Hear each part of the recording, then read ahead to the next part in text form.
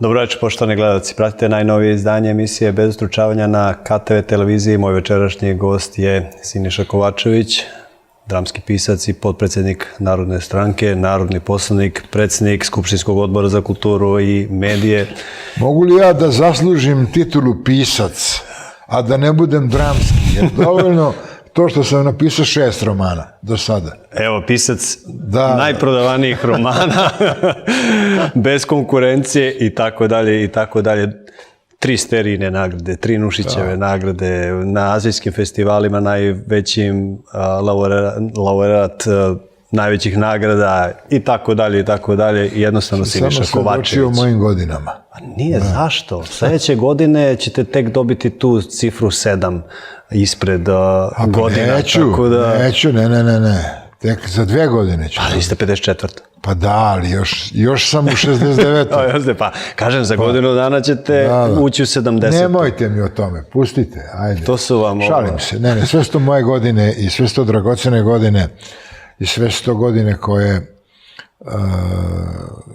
svedoče o meni na najbolji mogući način i ja o njima, naravno, i kad bih, recimo, imao šansu da ponovo biram, a da mi se samo uskrati pravo da budem rođen na toplom moru i da živim na toplom moru, ja verujem da bih izabrao ponovo ovaj put i ove ljude i ove roditelje i ovo dete i ovu ženu i ovu profesiju, bez obzira što je tu bilo i nekih dosta teških situacija, ali dobro je što je tako i malo je samo prebrzo prošlo, moram da budem iskren, da, ali i ove godine koje su predamnom, koliko god da ih ima, ne moraju biti loše. Dobro, evo sad, preteraću ako kažem, neka ih bude koliko je iza vas, ali pa nemojte, ne može toliko, ali... Ne bih zaista želeo, ne, dosta je. Dosta je kad ovaj bude Plavoki rekao sad je dosta, dobro. Dobro, vi ste Sremci, baš ovako malo specifični ljudi, ali okej, super mi je upoznati vas kao predstavnike neke Sremačke. Pa mi smo Sremci. Posebna vrsta. Ajmo ovako, da li će 2023. godina biti godina konačnog raspleta kosovske drame? Pa ne znam. Moram da razmislim kako da vam odgovorim, da jasno artikulišem, dakle, svoj stav i svoju misao. Prvo, kosovska drama neće biti razrešena kako god da se ona politički privede kraju. Niti će srpska čežnja za Kosovom prestati, niti će na bilo koji način predstavljati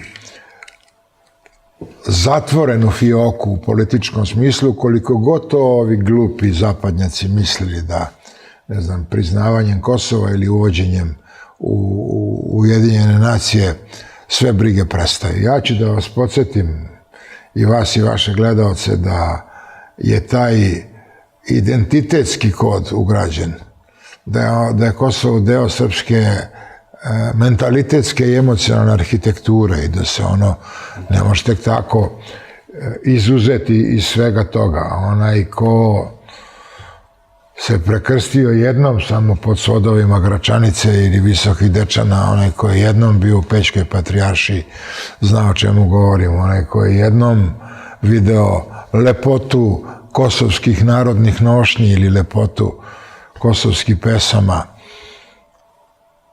kosovskog folklora uopšte, on zna o čemu govorim. Onaj ko je čitao Milana Rakića, ko zna njegovu biografiju, zna o čemu govorim. Onaj ko zna da je srpska vojska u Prištinu ušla preko 10 kilometara ćilimova koje su bili prostrti pred srpske pešake i konjicu, zna o čemu govorim. Onaj ko zna da su devojke, dakle Srpkinje, koje su tkale uz pomoć svojih majki i baba svoj miraz, jedan ćilim tkale upravo, dakle, za tu namenu, i on zna o čemu govorim. Dakle, u tom smislu sve ovo što sada Vučić pokušava da uradi, mislim da je jalov posao. I sad da ne budem dakle, krivo shvaćeni. Ja mislim da će to biti rešeno onog trenutka kad stasaju mudrije, umnije i pametnije generacije i mladih Srba i mladih Albanaca. Ovih mladih Albanaca koji neće biti opijene triumfalizmom do koga su došli zahvaljujući fantomima i, dakle, bombama, američkim fantomima, jeli, i, ne znam, Abramsima koji su danas parkirani u Bonstilu, a srpske generacije opet oslobođene prejakog uticaja određenih mitologema, svesne potpuno da Kosovo pripada jednako i onim Albancima koji su tamo rađali i sahranjivali svoju decu. Dakle, tu ja vidim rešenje, kao što vidim rešenje i u činjenici da Srbija treba da bude spremna da ima 70 poslanika albanske narodnosti u parlamentu i ne vidim ni jedan problem da, recimo, 5 ministara albanske koji pripadaju albanskom narodu sede u vladi, naročito ako uzmete u obzir činjenicu da ovog trenutka u toj vladi, pored jednog gospodina čije ime, nažalost ne znam, mislim da se Memić preziva, koji je Bošnjak, gospodina Žigmanova i gospođe premijerke, nemate nikog ko, dakle, nije Srbin. Ja mislim da je bolje da jedan kvalifikovan i iškolovan Albanac sa pravim doktoratom sedi u vladi, neko ko se razume u svoj resor, nego da tamo sedi neki, dakle, akademski lopov koji je bez imalo stida, dakle, prepisao svoj doktorat. To je moj pogled na svet. Da li će se ono u administrativnom smislu završiti sad? Ja mislim da neće. Zato što da biste prodali polovnog juga, potrebno je ipak neka vrsta predradnje, da se malo posavetujete sa porodicom, da pitate da li da ga prodajemo i da ga ne prodajemo, pošto da ga prodajemo. Ovde se radi o dakle, 14-15% nacionalne teritorije i nijedan par očiju i nijedna glava, koliko god uobrazila da je vlasna da to uradi, nema tu tapiju i nema to pravo. I ako Švajcarci raspisuju referendume o tome da li treba u kvartu napraviti novo obdanište i da li, ne znam, treba okrečiti dudove u drvoredu ili kestenje koje je u njihovoj ulici, ovako krupan, dakle, događaj unutar jednog nacionalnog prostora mora biti referendumski definisan, inače drugačije nije validan. A to što ste vi pristali pred 2 svedoka na nešto, to se mene apsolutno ne tiče. Ta 2 svedoka mogu biti 2 najpoštenija čoveka na svetu, mogu biti 2 arhibitange kojima se može pritpretiti, kojima se može dati neki novac, koji se mogu potplatiti, ili koji na kraju krajeva emocionalno mogu da pripadaju drugoj strani. Tako da je Kosovo daleko, daleko od završetka. Opet, s druge strane, znate, kad pogledate, ako hoćete da se ne bavimo eufemizmima, vi ste postavili kao intelektualac i kao čovek koji već dugo godina radi i ovaj posao, pitanje kome, dakle, ne možete naći određenu vrstu intelektualne falinke. Ja bih, da sam novinar, postavio pitanje da li je izdaja na pragu ili nije izdaja na pragu. Pa eto, ako hoćete da odgovorim na nepostojeće pitanje, niko nema pravo na tu vrstu veleizdaje i niko nema pravo da potpisuje ugovore ili da pristaje usmeno na nešto što definiše teritoriju Srbije kao ravnopravnog sagovornika u državnopravnom smislu.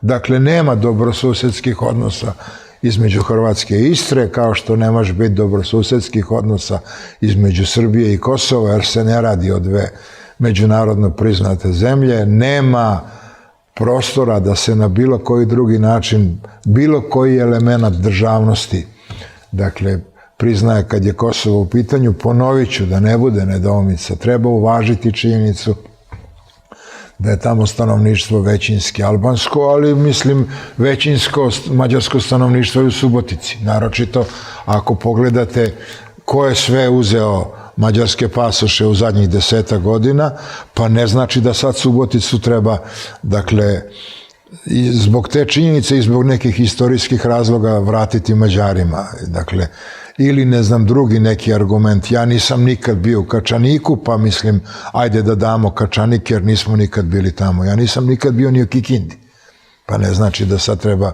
Kikindu dati Rumunima. Jel? Tako da to traži mudrije ljude. Mislim da trenutni pregovarač nije ni dovoljno kompetentan, ni dovoljno čestit, ni dovoljno častan da bi se sudbina jedne države, ta gorčina koja bi se nosila ustima, ta frustracija koja bi u roku od 15 minuta u istorijskom smislu porodila srpsku gerilu, bar na severu Kosova, nema na to niko pravo i ja mislim da je i taj koji sada pušta te neke probne balončiće svestan toga. Poslužit ću se vašom analogijom, a kasnije ću se poslužiti i vašim naslovima.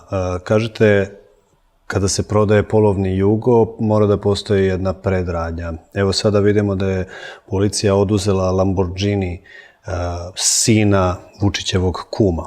Meni deluje da je policija Srbije oduzela Kosovo zbog neadekvatnog upravljanja tim vozilom, odnosno tom pokrajinom, i sada je na delu preregistracija tog vozila na tuđe ime. Da, ako hoćete analogiju s Lamborghinijem ili Lamborghinijem, ja ne znam kako se pravilno kaže, mislim da se ipak kaže Lamborghini. Moguće, da, nikad ga nisam vozio, niti ga posjedovao. Da. Ja ga imam 2 u garaži, pa jedan zove Lamborghini, jedan Lamborghini, ali dobro. Da ste u normalnoj državi, imali biste. Sad šta je poenta?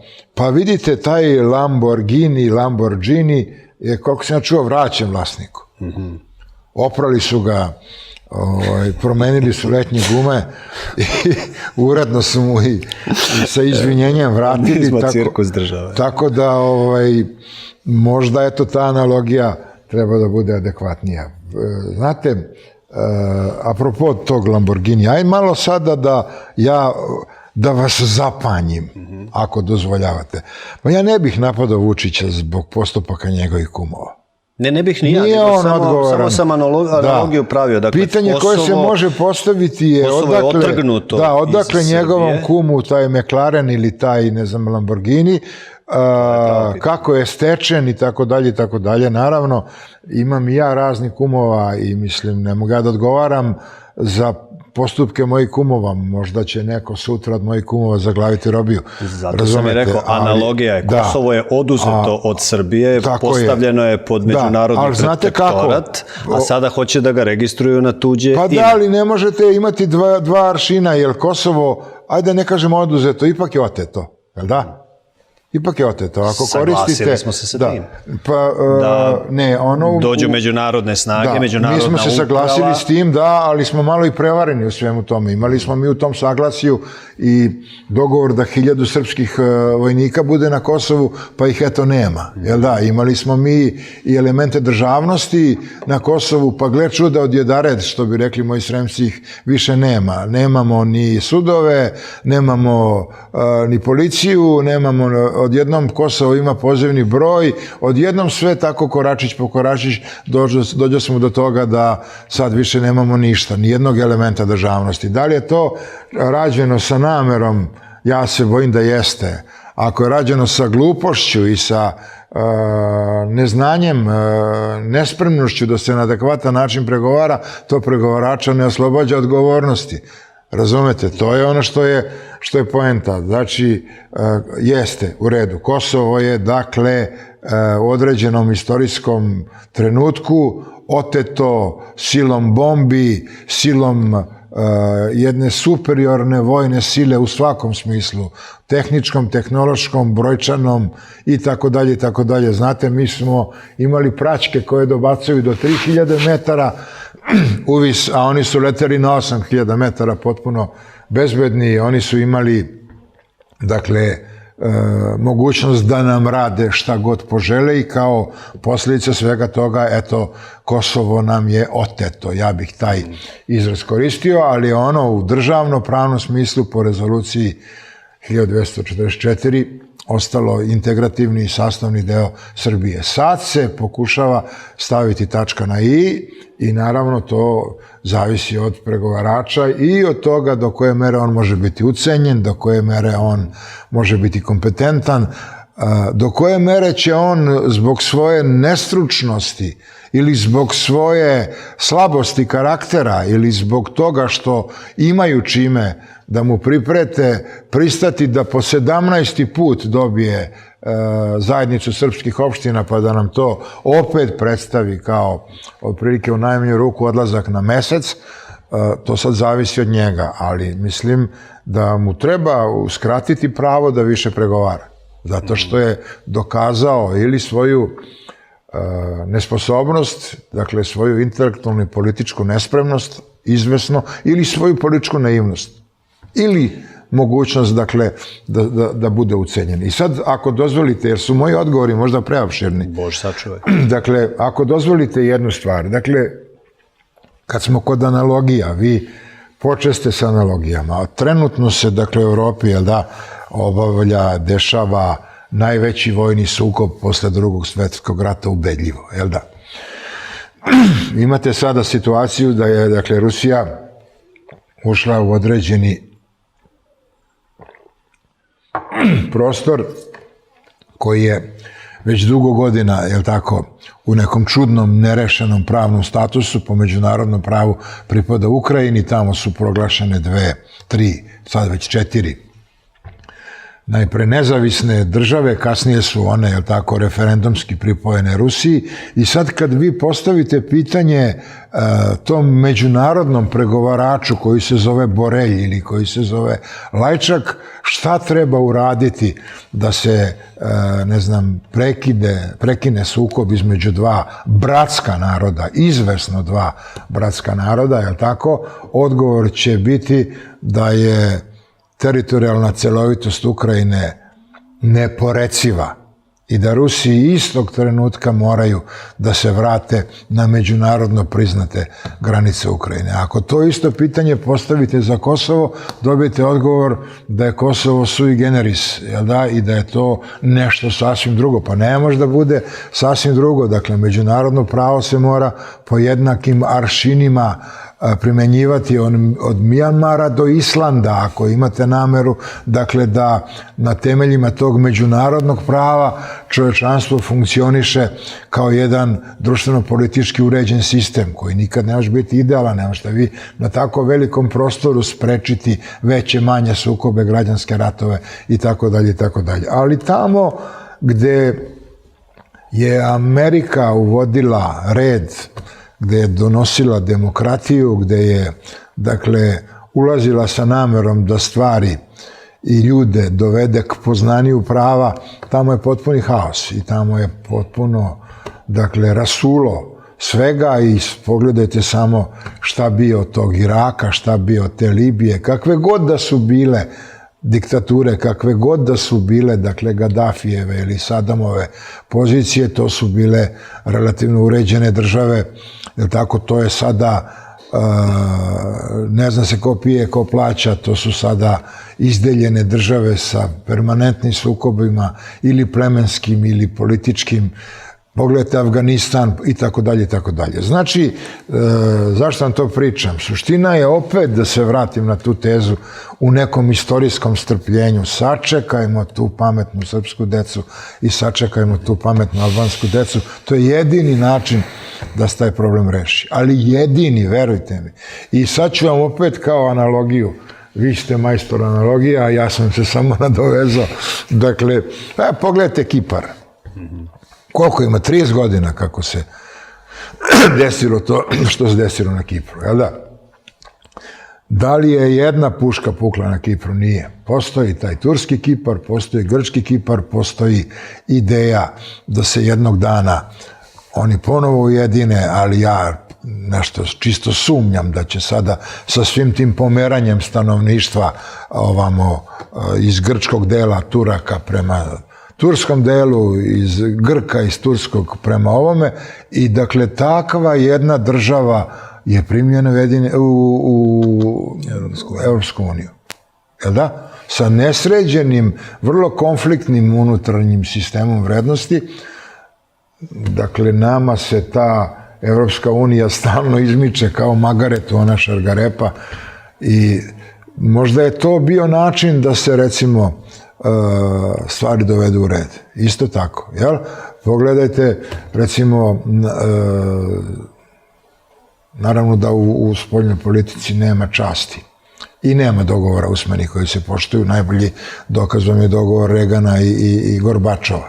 Ništa od tog čvrsto dogovorenog nije ostalo sa američke strane, ništa od tog Reganovog stiska ruke i davanje časne kaubojske reči da se NATO neće širiti na istok. Ne da se nije širio na istok, nego su danas u NATO i sve baltičke zemlje i Grčka, odnosno i Rumunija i Bugarska i Mađarska i tako dalje i tako dalje. Elem, možda je Ujedinjena Evropa propustila šansu da nas pripitomi tako što je mogla kao i Bugare i Rumune da nas primi u Evropsku uniju, kao Kipar na kraju krajeva, ali to su stvari koje mi ovako patuljasti i mali niti možemo da rešavamo. Ja znam da je, recimo, pouzdano da je Bugarska i Rumunija u tom smislu državne uređenosti bila daleko i u pravnom i u moralnom i u svakom drugom smislu, da ne govorimo o ekonomskom,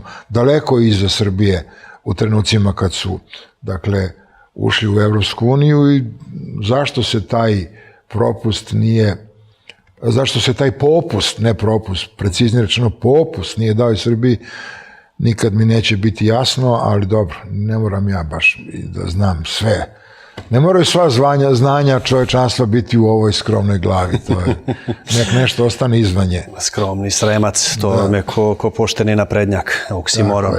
Tako da, ajmo sa analogijama. Apropo skromnosti, da vam kažem jednu stvar i tako vaspitavajte i dete. Skromnost je vrlina tek kad sve druge izostane. Da. Znate. Novo je doba. Dobro. Kad već koristimo naslove, vaše naslove, dakle, novo je doba. Ne mogu se na taj način praviti paralele, a ne izvući neke druge istorijske paralele. Kažete, Bugarska i Rumunija primljeni u Evropsku uniju. Da, ja verujem kada bismo mi zatvorili poglavlje 35, da bi nas pustili u Evropsku uniju. Završite stvar oko Kosova, bit ćete primljeni u Evropsku uniju. Što se tiče Kipra... Nisam siguran. Ne, ja nisam siguran u to. Šta bi bila prepreke? Šta bi? Našla bi se prepreka. Našla bi se prepreka, ne znam, u radnim i higijenskim navikama, recimo. Očistite sve divlje deponije. Našla bi se, lako je naći prepreku. Mislim, niste sredili pravosuđe, ne znam, i tako dalje, i tako dalje. Ni Rumunija ga nije sredila. Pa da, ali, mislim, Srbija ima taj neki posebni status u kome smo mi, dakle, izloženi permanentnom ponižavanju i uvredama. Ja o tome pričam. Našlo bi se. Kao što ovde kod nas postoji jedna potpuno, rekao bih, kod jednog značajnog broja ljudi, jedno potpuno pogrešno uverenje da će ulaskom Srbije u Evropsku uniju sve biti rešeno. Sad damo Kosovo, ne znam, pod pretpostavkom da sutra uđemo u Evropsku uniju. Svi će imati kvalitetne erekcije muškarci, svi ćemo dobiti bar po kiju da vozimo, ako ništa drugo, i ne znam, sve će nam ambulante okrečiti i sve će nam, u svim školama će nam u poljske klozete zameniti ovim pravim water klozetima i ne znam, i tako dalje, i tako dalje. Pa to je sazrevanje jedne nacije, izgradnje države, dugačak proces. Pa jeste videli vi, dakle, u kakvom smo mi surduku, to je pravi izraz, ne kanalu, nego u kakvom smo surduku u jučerašnjim snimcima iz Borčanske samoposluge oko Nehića Apa. Eto, to vam je, dakle, nivo jedne nacije ovog trenutka. To vam je, i takva se mentalna i mentalitetska definicija ne može promeniti od subote do ponedeljka. To se menja kroz proces, kroz promenu medijske matrice, kroz obrazovanje, kroz, dakle, socijalno podizanje jednog sistema vrednosti u kome vi, dakle, nemate potrebu da se tučete i čupate sa svojom susedkom oko, ne znam, porcije od 10 ćevapa jer su jeftini. A naravno da bi to, recimo, u Danskoj bilo rešeno tako što bi ljudi stali u jedan red i napravili interni dogovor da niko ne uzme više od 2 paketa. To vam je, dakle, Evropska unija. Nije to samo erekcija o kojoj sam malo pre sa ironijom pričao, naravno, i nije to samo, ne znam, dobar automobil, i nije to samo radna i higijenska navika, i nije to samo dobra plata. To su pravila ponašanja, to je vaspitanje, to je odnos, dakle, koji definiše odnos prema invalidu, odnos prema najnezaštićenijim slojevima društva, prema najmlađim i najstarijim članovima. To je odnos prema slobodi, dakle, prema definiciji slobode koja potiče od slobodne misli koju vi transponujete u slobodnu reč. To je odnos prema, dakle, medijima, to je odnos prema potrebi da budete, ako ste medijski poslenik, da budete i brzi i da prvi nešto objavite, ali da budete i čestiti i časni. To je ono čemu ja lično težim. Ja to, nažalost, neću doživeti, na moju veliku žalost, i onda, ako to postignemo, onda mi Evropska unija ne treba. Onda mi zaista Evropska unija ne treba. Zašto ja tamo, mislite li da će ikada jedna Malta ili Slovenija u Evropskoj uniji imati glas koji će biti ravan glasu jedne Francuske ili Nemačke? Ma ko je šta? Ne treba im, one su srećne države. Slovenija je najčistija zemlja na svetu. Ali to je nešto drugo. To je sada, ako gledate, ne možete ovo definisati kao trajno stanje. Istorija se menja. Istorijske paradigme važe do jednog trenutka, nakon toga počinju da važe druge. Evo vam Ukrajine kao primjera. Sutra će možda ta Slovenija morati da mobiliše 10.000 mladih Slovenaca i pošalju u Rusiju. Tako su Nemci počeli sa ovim ratom. Prvo su poslali, ne znam, 3 tone zavoja, pa je onda parlament Nemačke raspravljao o tome hoće li poslati 5.000 šlemova, za Boga, ili neće. Evo, sad su poslali tenkove, sad se šalju avioni. Dokle mislite, gde je granica? Zavisi od Rusije. Zavisi od Rusije, zavisi od Amerike. Zavisi koliko hoće Rusija dugo da ratuje. A bolje da se ratuje na teritoriji Ukrajine. A vi mislite da će Rusija iz ovog rata pristati da izađe poražena? Ne znam, makar da bude nerešeno. Da, pa ne može da bude nerešeno, opet je stvar u dogovoru i opet je stvar u nečemu što nas vodi u jednu drugu vrstu diskursa, opet, dakle, u tu anglosaksonsku podlost. Vi ste 54. Tako je. Ajmo. Ali 854. Ajmo na reklame, ovo ću vas pitati u sledećem delu reklame, onda drugi deo emisije. Hvala što ste sa nama i posle reklama. Emisija Bez ustručavanja na KTV televiziji. Siniša Kovačević, potpredsjednik Narodne stranke i pisac. Kažete, treba sačekati pametnije Srbe, pametnije Albance. Da. Znate da smo nesposobniji, gluplji i defektniji iz generacije u generaciju? Nažalost, to su možda malo grube formulacije, ali moram da se složim. Ali znate zašto? Zato što je poguban taj kancerogani uticaj medija, zato što je školstvo devastirano, zato što su se pojavile određene mogućnosti da se, dakle, ne znanja, nego zvanja kupe, i to vam je razlog. To vam je razlog. Najsposobniji i te pametne koje vi očekujete ne žele da bude u Srbiji. Idu van granica Srbije.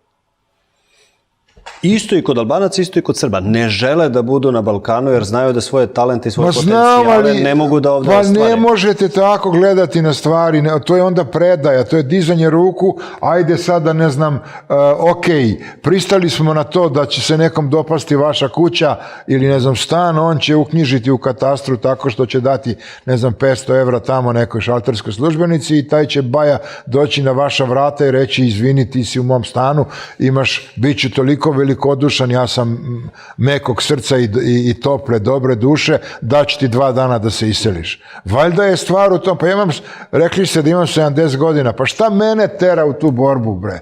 Ja treba da gledam otprilike orah pod kojim ću biti sahranjen. Ne možete tako pristati na činjenicu, mi smo, ne znam, sve defektni, jesmo, ajde da nešto uradimo, da ne budemo. Ajde da menjamo vlast, ajde da menjamo poredak, ajde da menjamo sistem. Ajde da bude, dakle, sramota kupiti diplomu. Ajde da bude sramota ukrasti. Ajde da bude sramota zaposliti se preko veze. Ajde da bude sramota glasati za tepsiju pirinča i litru ulja. Ali to što vam ja govorim, to ne zavisi od Evropske unije. Pa nismo mi mentalno retardiran narod. To se može postići konsenzusom unutar jednog naroda. Ja sam čovjek koji vrlo voli Evropu i vrlo poštuje Evropu i ja sam, dakle, nema evropskih bulevara kojima ja nisam hodao, gazio, nema većih evropskih gradova u kojima nisam kraće ili duže živeo. Ne morate meni govoriti, dakle, o potrebi da Srbija preuzme određene evropske standarde. Ponovit ću vam ih ovog trenutka. Ajmo da krenemo od radnih i higijenskih navika. Zašto taj Srbin kad pređe granicu kod Horgoša, izvadi spolovilo i pomokri se odmah pored automobila tu, razumete, i odmah baci đubre u jendek pored puta, a ne uradi to, ne znam, u Austriji. Pa zato što sistem nije do... Ma nije to do Evropske unije, to je do sistema. To je do sistema. Nije ni Švajcarska Evropska unija. Ajte, recite vi meni. Nije ni Švajcarska Evropska unija, razumete? Imamo zajedničku ljubav. Nekoliko zajedničkih ljubavi. Nadam se da nije moja žena u pitanju. Naravno da jeste, ali to je jedna druga vrsta ljubavi. Ja je volim kao glumicu, jer vi i kao ženu i kao glumicu, ali Partizan nam je zajednička ljubav. Evo, sada smo imali 2 istorijska derbija u Euroligi, Zvezda i Partizan. U domaćem prvenstvu nema zvezdinih navijača na utakmici kada je Partizan gost i vice versa. U Euroligi morate da imate navijače Zvezde i Partizana i za divno čudo na utakmicama Eurolige se ne tuku. Nijedna baklja se ne pali, nijedna petarda ne uđe na teren. To vam je primjer sa Srbijom. Dajte nam priliku da igramo u Euroligi, civilizovat ćemo se. Dakle, ja ne gledam tako na to. A kada smo izopšteni iz Eurolige, vidite šta se dešava na utakmicama Partizana. Znate, ako bi neko ko se bavi košarkom u Srbiji hteo da na pravi način organizuje derbi između Zvezde i Partizana, mogao bi. Mogao bi, ali to će nas odvesti jako daleko. Odvešće nas na povezanost organizovanih navijačkih grupa sa upravama, na trgovinu narkoticima, na organizovane bakljade, na organizovana prebijanja, na to stalno i permanentno podjarivanje omraze i mržnje između ta 2 kluba, ali to ne treba meni evropski komesar da reši, ja ću to da rešim. Ja ću to da rešim. To je srpski folklor. Pa promenite vlast da biste promenili sistem i taj folklor prestaje biti folklor. Pa ja sam išao na utakmice svojevremeno Partizanove i košarkaške i fudbalske. Znate li koliko je pandura, tako se nekad govorilo, policajci će mi oprostiti, naravno, 4 pandura, odnosno 8, na svakom ćošku po 2, od sve opreme imaju one šapke koje im smetaju kad trče i obavezno padaju. Jednom rukom drži šapku, a drugom vadi pendrek, razumete, 8 policajaca bude na utakmici Partizan Manchester United, 8. Zato što je postojao sistem, nije tada Jugoslavija bila u Evropskoj uniji. Bilo u drugoj vrsti unije, totalitarnoj, gde policijskoj državi, pa se su stvari rešavale van terena. To je nešto drugo. Ne, pazite. Da li ja imam kritičke observacije prema tom vremenu? Naravno da imam. Da li sam ja čovjek koji nije pripadao dušom i telom tvom vremenu? Naravno da nisam, ali neke stvari ne možete negirati. Tito jeste bio faraon, Tito jeste bio jedna svetska vucibatina, ko zna odakle dovedena i pala u ove prostore, ali i, dakle, uživao u toj vrsti udvoričkih sletova, koje kakvih, ne znam, pesama. Najveći jugoslovenski pesnici su se takmičili ko će biti veći udvorica, najveći jugoslovenski reditelji ko će napraviti film u kome će on biti više glorifikovan i tako dalje, ali ste imali uređen sistem, dakle, ne policijsku državu u smislu toga da ste, ne znam, vi sada imali sekuritateu, nego se unutar tog sistema poštovao policajac, odnosno milicioner u to vreme. Zato je jedan policajac putovao sa navijačima, recimo, vozom u Split ili u Zagreb i nijedno sedište nije bilo oštećeno ili isečeno. Ali kažete promenite vlast, pa primećujete li da kad god se Srbija okretala Evropi, menjala se vlast? Pre Drugog svjetskog rata menjala se vlast, razne vlade. Kada je došao Tito, okrenuli smo se Rusima, sovjetskom bloku ili komunizmu. Pa već 49. smo se okrenuli prema zapadu. Ali i dalje je to bio proizvod bolševizma, lenjinizma i komunizma. Faraonski sistem komunizma, da. 90-ih smo se opet vratili tome, dakle, da su nam Rusi, ne znam, pokrovitelji i tako dalje, braća, nema promene vlasti, Slobodan Milošević vladao 10 godina. 2000. smo se okrenuli Evropi, krenuli evropskim putem.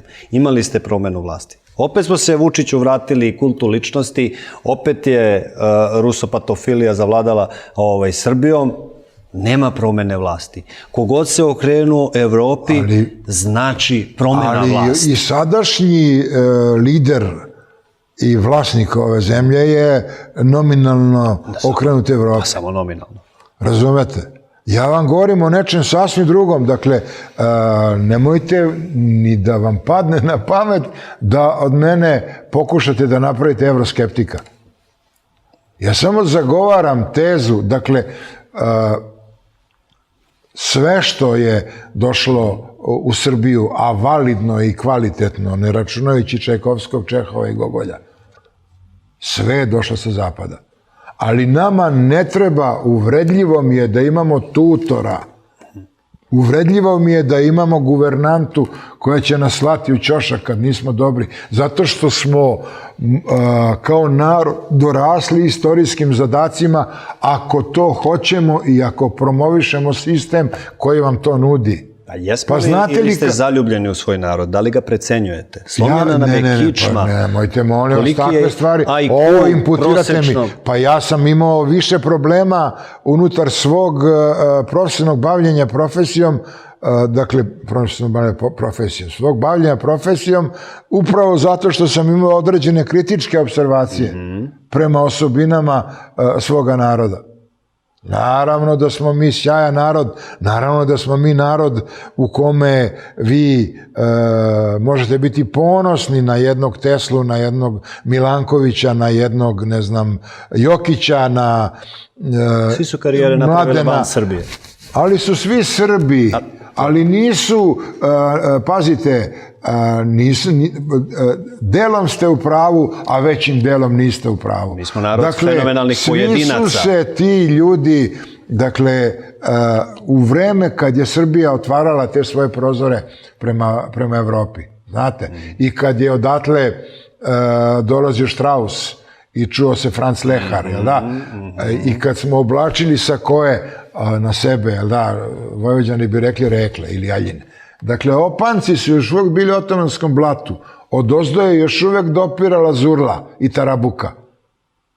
Razumete? A onda smo slali svoje sinove, uglavnom sinove, ćerke u zanemarljivom broju, da idu u Berlin, da idu u Bern, da idu u Beč, da idu da studiraju i da se vrate. I svi su se vraćali. U jednom trenutku smo uspjeli da napravimo državu u kojoj vi nećete verovati, dakle, u ustavu te države koji definiše slobodu štampe ima 7 reči. Štampa u Kraljevini Srbiji je slobodna, 5, izvinjam se, 5 reči. U tom trenutku u Srbiji, koja je tranzitna stanica za Ameriku, odjednom se dešava da razni vajferti, da razni cincari, da razni Česi koji imaju nameru da idu ka Americi, ostaju u Srbiji.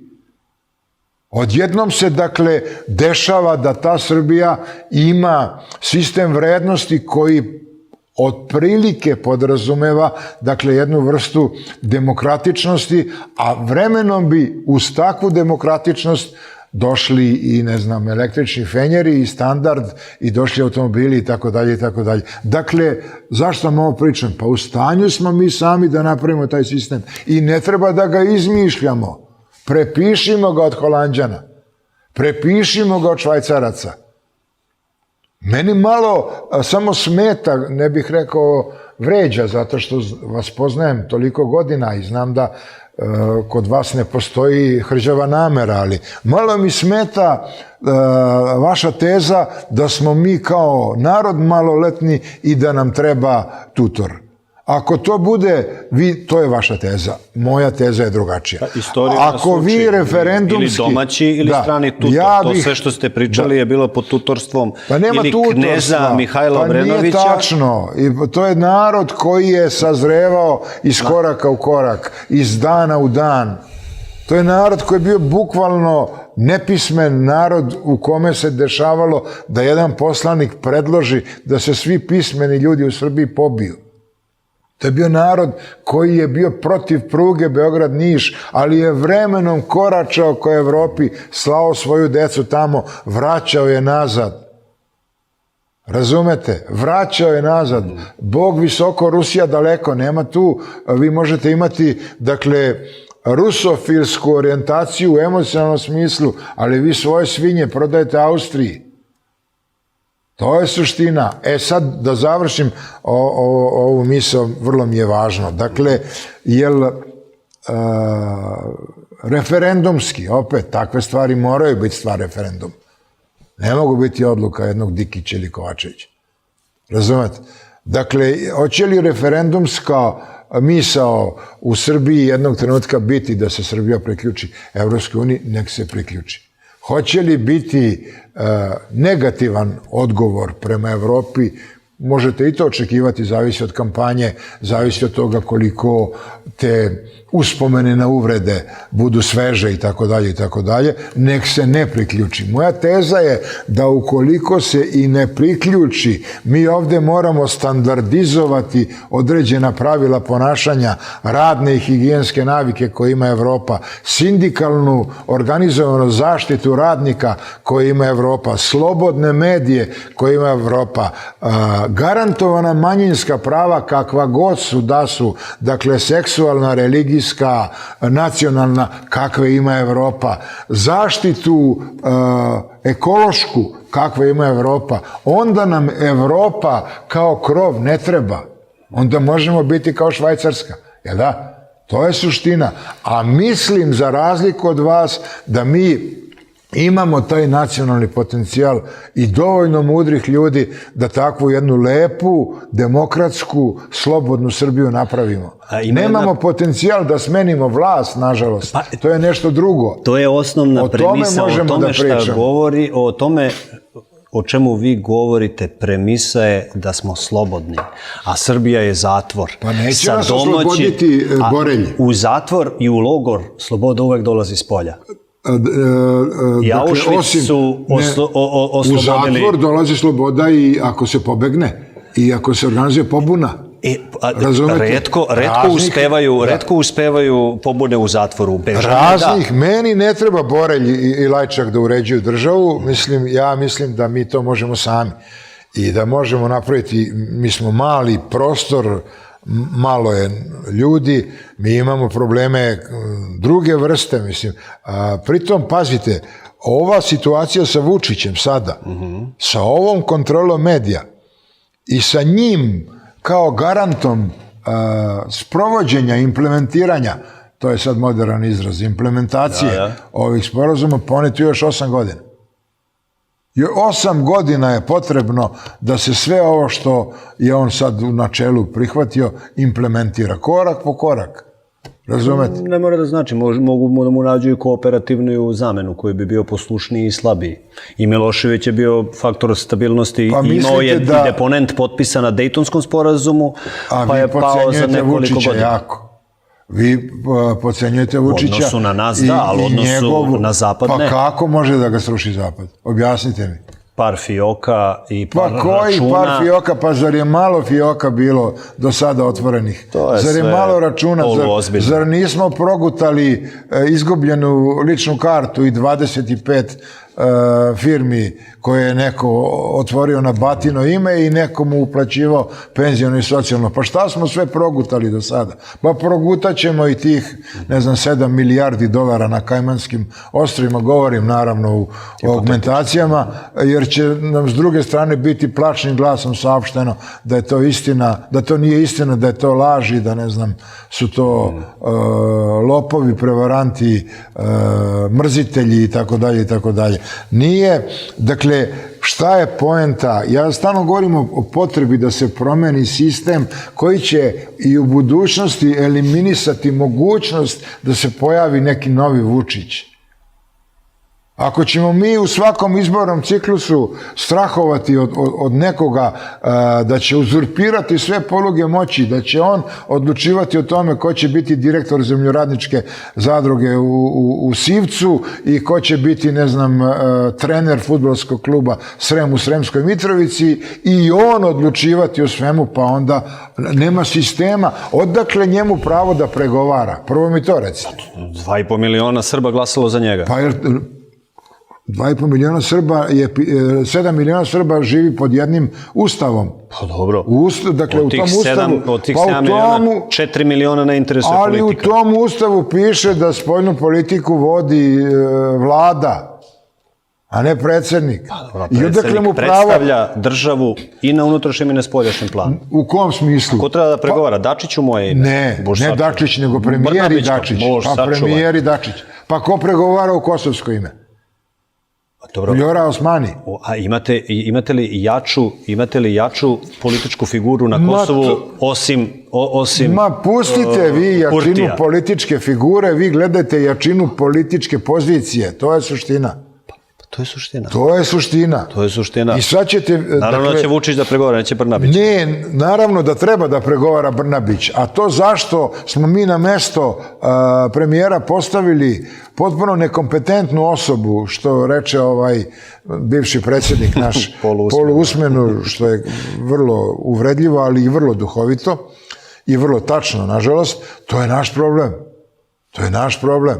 Da li je taj pregovarač jednog trenutka pozvao neke kapitalno vredne i važne ljude, vrhunske pravnike ili, ne znam, profesor univerziteta, napravio neki trust mozgova? Kaže da jeste. Koga? Pa kad je govorio na konferenciji za štampu, rekao ja se stalno konsultujem sa profesorima koje se reči mogu upotrebiti, da li prihvatanje, da primila k znanju, priznala i tako dalje. Koji su to profesori? Ne znam, drži ih u tajnosti. Koji su to profesori? Što ih drži u tajnosti? Pa ne trgujem heroinom. On razgovara o sudbini jedne zemlje. Pa verovatno se zato i drži u tajnosti. Znate, što ih krije kao krompir u trapu? Zašto bi neki profesor Janković Marković sa pravnog fakulteta iz političkih nauka bio tajna? Zbog čega? Strahujemo za njegovu bezbednost ili? Možda. Ma ko je šta? Ma nemojte molim. Da, ipak pregovaramo i sa Albancima, sa Evropskom unijom. Da. Pa vidite, trusno je područje. Pa slušajte, ko zna, možda ga savjetuje Blair. Moguće i to. Ili možda ga savjetuje Schroeder, Guzenbauer. Dobro, sad ja sam u kuma spomenuo, vi sada... Pa ne, to su njegovi savjetnici. Pa to je čovjek koji je njemu bio savjetnik, koji je, da li to radio pro bono ili je bio na nekoj vrsti apanaže, to ne znam. Ne mogu da grešim dušu, ali Boga mi je ta činjenica saopštena sa jako mnogo ponosa i sa jako mnogo gordosti. Eto, mene savjetuje Blair. Dakle, jako mi je važno da završim ovu misao. Nemojte, mi nismo savršen narod. Dakle, pritom se i ta, dakle, mentalna konfiguracija jednog naroda formira i gradi.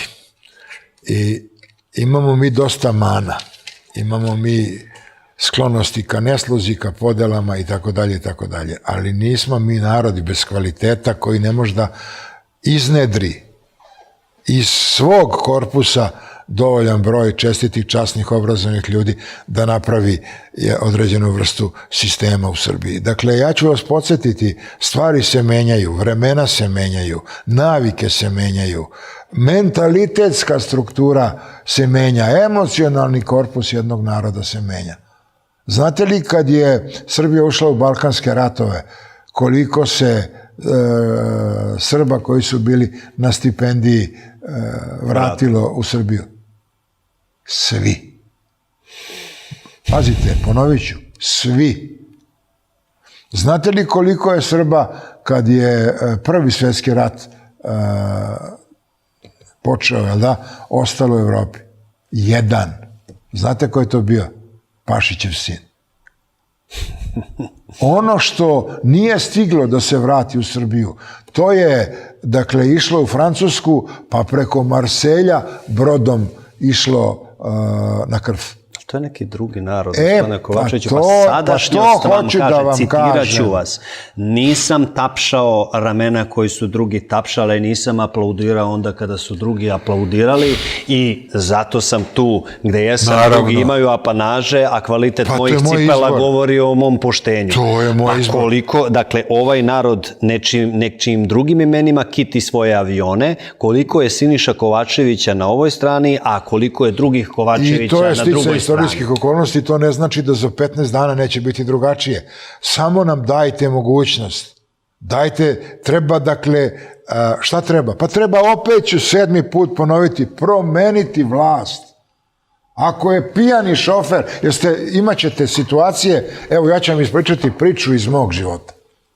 Mi smo trebali da krenemo na neku ekskurziju, čovjek koji je trebao da nas vozi je bio primetno pijan. Jedan deda, ne otac, nego deda je doveo svoju unuku, bili smo 7. 8. razred, boga mi podugačka ekskurzija trebala da bude i vidi da je taj Brka, tako su ga zvali, Brka poprilično pijan. 90% ljudi kaže, jebote, pijan je, ova psovka je citat. Dakle, nisam imao nameru da budem nepristojan ni prema vama, ni prema vašim gledalcima. Samo je taj deda rekao, nećeš voziti. Razumete? I onda smo čekali drugog vozača, nije baš tako lako, tu se valjda pišu neke dnevne zapovesti, službena putovanja, putni nalozi, dnevnice i tako dalje. Inače bi, dakle, nas pijani Brka vozio. Dakle, vi ste u obavezi, ako hoćete da stignete na destinaciju, da tom pijanom Brki ne date da sedne za volan. Mi sad imamo pijanog Brku. Imamo čovjeka koji je nekompetentan i koji je, bojim se, i nedobronameran. A da biste sredili državu, morate imati vlast koja, dakle, ima potrebu da to sredi, ima potrebu da to dovede u određeni moralni prostor, u određeni prostor u kome će se, dakle, kroz jedan duži proces, kroz vaspitanje, kroz ponovno, dakle, podizanje određenih profesija na nivo koji im pripada, to su recimo profesije učitelja, profesije profesora, profesije lekara i tako dalje, dobrih traktorista, doći do toga da ta država može sistemski da ima ljude koji će u parlamentu da sede kao u crkvi, a govore kao u Akademiji nauka. Ja o tome pričam. Jer vi mislite da će Evropska unija, kad bi sutra došla, šta će da uradi? Da 80.000 ljudi, ne znam, zatvori. Da 50.000 ljudi ražaluje njihova akademska zvanja i da im da bedževe da nose, ja sam kupio diplomu. Pitajte Lauru iz Rumunije. Pa ja bih to uradio sam, ne treba meni Laura. A Rumunijima je trebala Evropska unija da bi dobili jednu Lauru. Slušajte, ja sam ubeđen da nama dakle, nama Evropska unija treba zbog drugih stvari.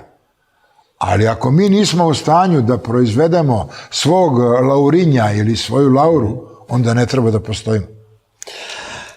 Onda ne treba da postojimo, zaista. Ajmo na reklame. Ako smo pronalazili način da opstanemo kao nacija i kao narod u vremenima, pazite, tu završit ću, znam da je potreba za reklamama važnija. Nije, tamo posla, važno je ono da kažete vi. Opstali smo, duže trajemo od Vizantijske imperije. Duže trajemo od Otomanske imperije. Sad smo u jednoj vrsti vrlo velike, dakle, moralne krize i naravno, pre svega, demografske krize. Zbog odlaska tih ljudi, zbog malog fertilnog kapaciteta, zbog broja dece koje se rađaju, zbog broja smrti koja nas je skolila, razumete, koja je daleko brojnija nego što je broj rođenih, ali i to će proći, ničija nije do zore gorela. Moramo se izboriti, dakle, da nas bude i moramo se izboriti da hodamo podignute glave, da ne gledamo vrhove cipela kad koračamo.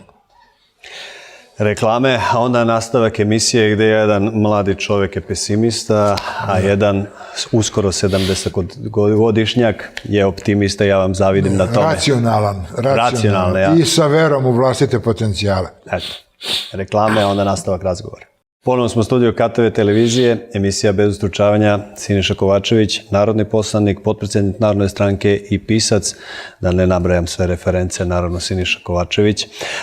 Kada govorimo o Vučiću, kada govorimo o Evropskoj uniji, o Briselu, o Ohridu, počeli smo sa analogijama, rekao sam da ću koristiti i vaše naslove.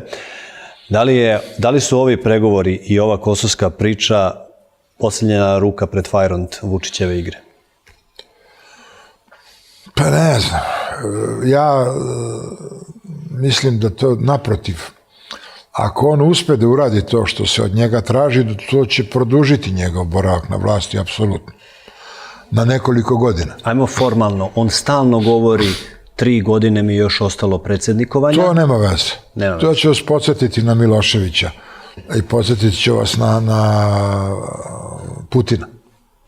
Postojali su trenuci kada oni nisu bili, dakle, na mestu predsjednika, ali su opet svu vlast preuzeli svoje ruke. Nije bio Medvedev prvi čovjek Rusije u trenucima, bez obzira što je predsjednički sistem bio, da? Nego je to bio Putin. I Milošević je, ne znam, gde god je bio, mogao je da bude na mestu predsjednika ribolovačkog društva Bosut, sva vlast je bila koncentrisana u njegovim rukama. Ništa se neće promeniti. Prvo, ja nisam siguran da on neće produžiti svoj predsjednički mandat. Vi ste čuli izjavu jedne poslanice u parlamentu da ona više ne može da se odbrani od napada i pitanja svojih prijateljica, rođaka, ne znam, momaka, devojaka, zašto Vučić ne bude doživotni predsjednik i šta se čeka već za Boga sa tom inicijativom. Klasično udvorište. Klasično udvorište, to nije politički inženjering. To pustite i da li je udvorištvo ili je to nešto što možda bude deo inženjeringa i, dakle, probni balončić, ja nisam siguran. To je prva stvar. Dakle, druga stvar, dovoljno je da on ispoštuje ustav, pravnike, ajde, nadati se da će ga poštovati. Pa jel vi mislite da će on kao premijer imati manji potencijal i manju moć nego danas kao predsjednik? Pa ovo sve što danas ima kao predsjednik, to je uzurpirano. Od toga mu 90% ne pripada po ustavu. A ja znam, nego ja sumnjam da će se spustiti na mesto premijera. Pa šta, on kad se spusti na mesto premijera, to postaje prvo mesto u državi, predsjednik će biti neko iz tog njegovog korpusa naprednjačkog koji će opet, dakle, sad neće pevati ode premijer predsjedniku, nego će se samo stvari obrnuti. Neće biti lepeza u rukama Ane Brnabić da hladi svog šefa kako mu ona tepa, nego će se samo stvari obrnuti. Predsjednik će imati lepezu u ruci pa će hladiti svog premijera. Mislim, nije to nikakav problem, nego je suština u tome da li mi imamo potrebu da kao narod, kao građani, dakle ne kao narod, ovo se sad tiče svih građana ove zemlje, dakle, bukvalno svih građana ove zemlje, da li mi imamo potrebu za takvom jednom vrstom samoljublja, za takvom jednom vrstom potrebe za dominacijom, za takvom jednom vrstom menjanja raspoloženja, za takvom jednom vrstom vokabulara s kojim se vi susrećete, dakle, kad je predsjednik jedne zemlje u pitanju, sa tom vrstom neutažive žeđi za publicitetom, za tom vrstom, dakle, neutažive potrebe za vladanjem, za moći, razumete, to je pravo pitanje. A naravno, dakle, šta treba činiti? Treba svaki dan činiti da se... Zašto sam došao kod vas? Zato što će ovu emisiju gledati 20-30 hiljada ljudi. Pa će do tih 20-30 hiljada ljudi doći određena vrsta stavova do kojih je meni stalo. Da nas ova vlast vodi u propast, da nas ova vlast vodi u nestanak i države i naroda.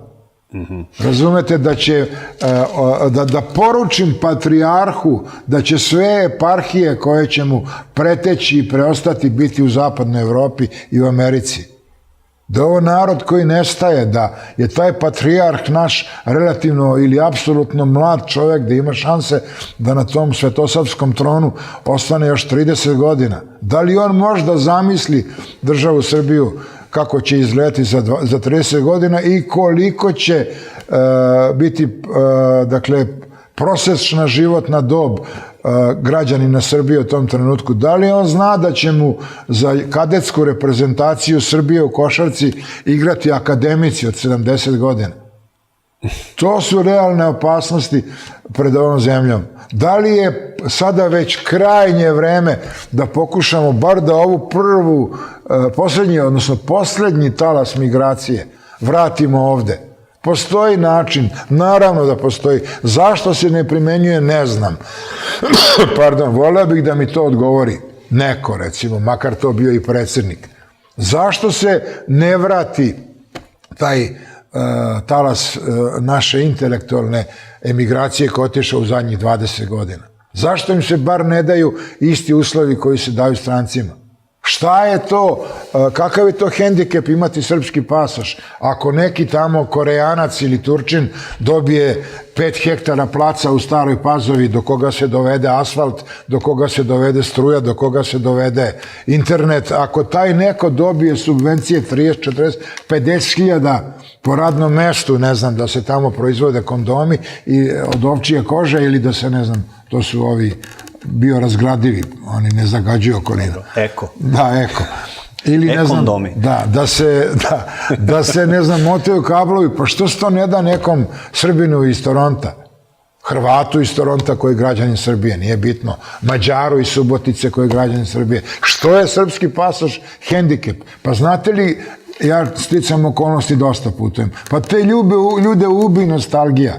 Jeste ono ubi bene ibi patria.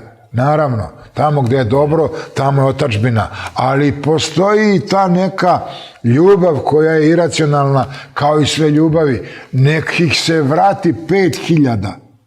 Pa je to malo? Pa što im se ne da bar po 2 besplatne aviokarte dogodine? Što im se ne ponudi određena vrsta subvencija ili pomoći koju dobiju Koreanci? Ništa više od toga.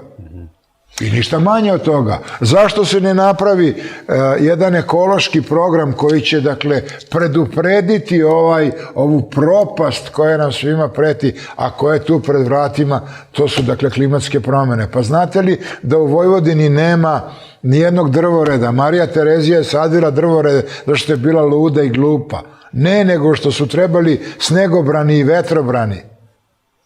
Razumete? Juče ste imali onaj slučaj peščane oluje tamo negde kod Žednika, kod Subotice. Znate o čemu govorim? Da. Pre par dana. A u mojoj opštini su pre par nedelja posekli sve drvorede. Pa šta im smeta drveće? Pa znate li da treba 7 miliona stabala posaditi samo u Vojvodini da bi se izbegle klimatske promjene? Stalno govorite o vešanju na terazijama, neki pa verovatno preventive radi. Pa znate li da treba da recimo da se očisti Bački kanal, da se očisti Dunav-Tisa-Dunav zbog navodnjavanja?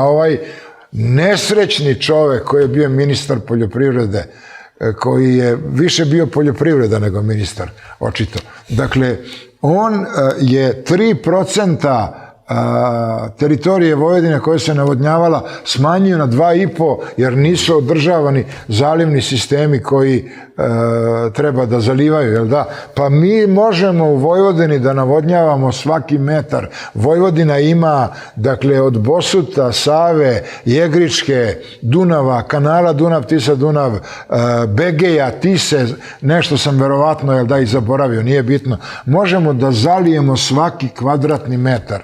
Zalivamo 2,5%. To su stvari o kojima treba pričati. Zašto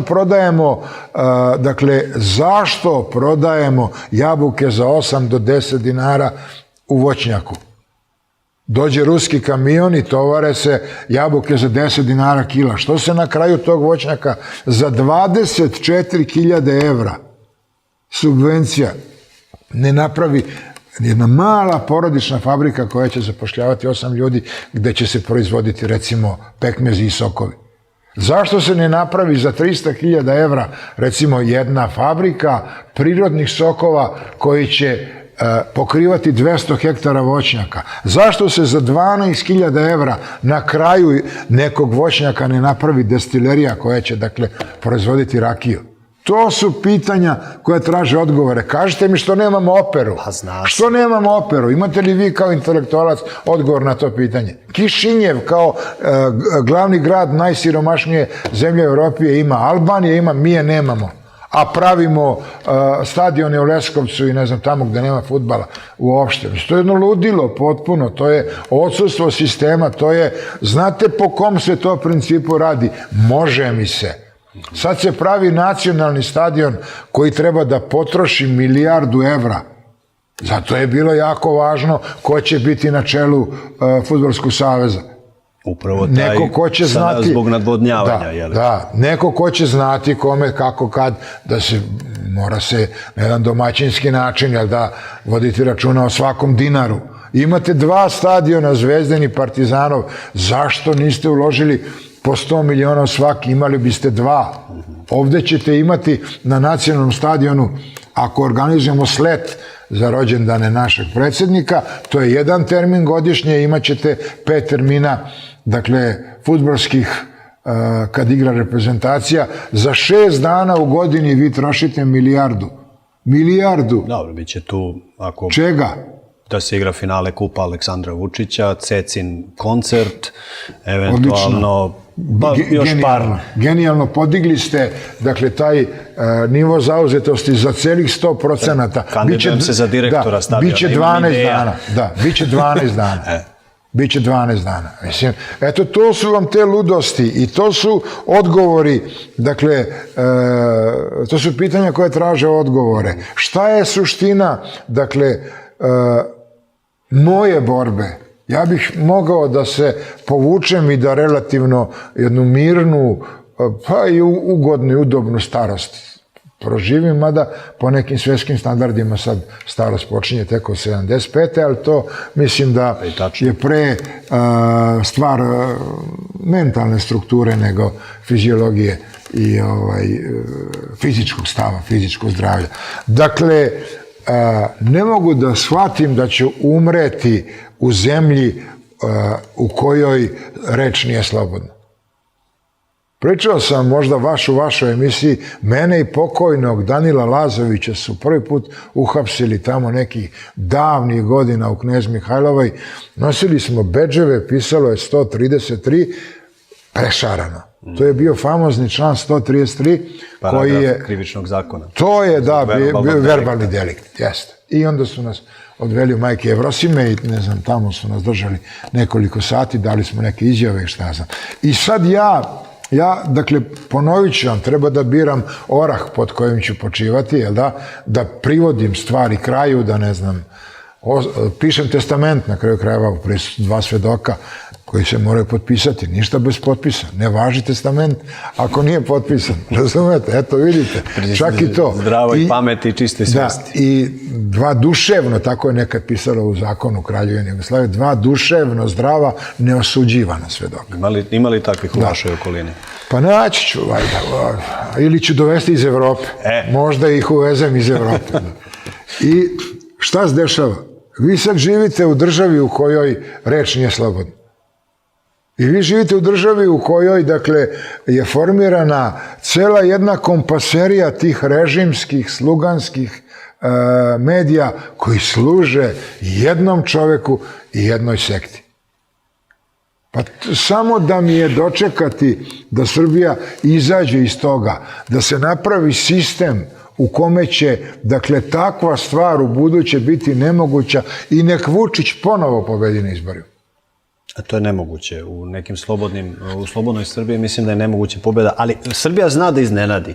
I u evoluciji, dakle u prirodnim i u društvenim naukama postoje ti skokoviti iskoraci. Neočekivano brzi, Tako je, dakle imate i ono, srpska deca postanite babe Nušića, pa su, postojele i 41. i 68. i 96. Dakle, zna Srbin da iznenadi. Dakle, mi smo Kraljevinu obnovili 82. Već 83. godine taj Srbin nije hteo da da pušku svoju kralju Milanu, pa je pucao na tog svog kralja. Dakle, imamo neke, ali opet, sa druge strane, ovaj narod kada treba da brani svoje laure, izađu vaši vrstnici, to je prosek godišta 60. Pa da, bio sam tamo, video sam. Izađu, da, ali na to pitanje nemam odgovor. Zbunjen sam. Zašto sam ja, sticam okolnosti, nekako mi se zalamalo da sam bio na svim tim protestima. Od onog 91. devetomartovskog pa redom, mislim, bukvalno, i bilo nekog bunta, bilo je potrebe da se nešto promeni, bila je, znate, najstrašnije kad u jednom čoveku ubijete osjećanje za pravdu. A šta je jedan čovek, dakle, šta je to individualna sreća? To je, ili individualno osjećanje za pravdu, svejedno. Kad to, dakle, napravite od tog individualnog zbir svega toga, vi onda dobijete srećan narod. Mnogo srećnih danaca, to je srećan narod, jel da? Sad, naravno da u tom srećnom narodu, kao što su Norvežani ili Danci, ima i onih koji pate za bivšom ženom ili, ne znam, pate za ocem koga su sahranili. Naravno, ne može sreća biti optimalna i ne može biti opšta. Ali taj zbir pravdoljubivih jedan narod čini pravdoljubivim. Meni se čini da mi nismo izgubili borbenost, nego da smo negde zaturili taj osjećaj za pravdu. Znate, za pravičnost. Jer drugo, mislim, ta vrsta lobotomije se toliko dugo vrši nad nama da to je strašno. Mislim, ja sam bio na nekom festivalu svojevremeno u Belorusiji, zove se Listopad, filmski festival, s tim što je kod njih, mislim, listopad-novembar. I svaki dnevnik, bio sam tamo 14 dana, svaki dnevnik počinje sa galavaga sudarstva. Glava države danas je, ne znam, bila u fabrici traktora, glava države danas je bila tu, glava države je to rekla, glava države je primila ovoga, glava države.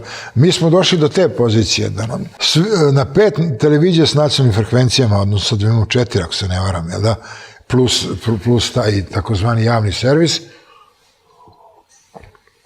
to su glavne vesti. I nema, a jedno vidite, Pariz gori. Pariz gori zato što su naciji koje u proseku živi duže 10 godina nego Srbi.